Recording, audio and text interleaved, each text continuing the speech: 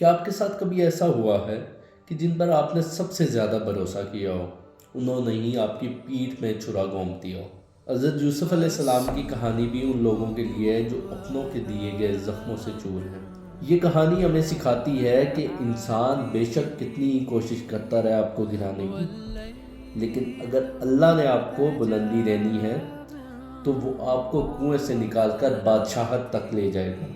حضرت یوسف علیہ السلام اپنے والد کے سب سے لاڈلے تھے اور یہ بات ان کے دوسرے بھائیوں کو ناگوار گزرتی تھی۔ حسد نے انہیں اتنا اندھا کر دیا تھا کہ انہوں نے اپنے ہی بھائی کو ایک گہرے کنویں میں پھینک دیا اور والد کو آ کر بولا کہ یوسف کو بھیڑیا کھا گیا۔ ذرا تصور کرے اس بچے کی کیفیت کہ اندھیرا کنواں، اکیلا پن اور یہ دکھ الگ سے کہ میرے اپنے ہی بھائیوں نے میرے ساتھ یہ کیا۔ مگر وہ کنواں ان کے لیے تباہی نہیں بنا، وہ کنواں ان کے لیے منزل کا پہلا راستہ بنا۔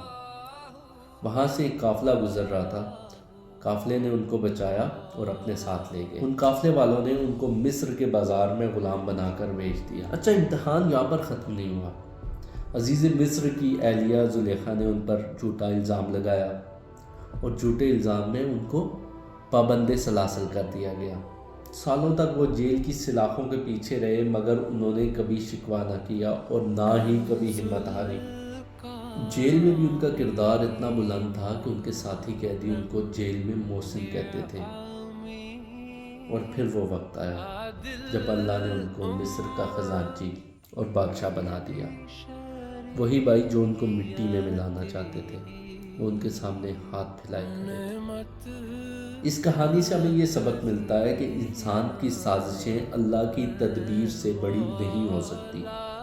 اگر آج آپ کے ساتھ ناانصافی ہو رہی ہے، آپ کو لگتا ہے کہ لوگ آپ کو گرانے کی کوشش کر رہے ہیں، تو یاد رکھیں حضرت یوسف علیہ السلام کو اللہ پاک نے کنویں سے نکال کر تخت پر بٹھا دیا تھا۔ آپ کا صبر اور آپ کا کردار ہی آپ کی اصلی جیت ہے۔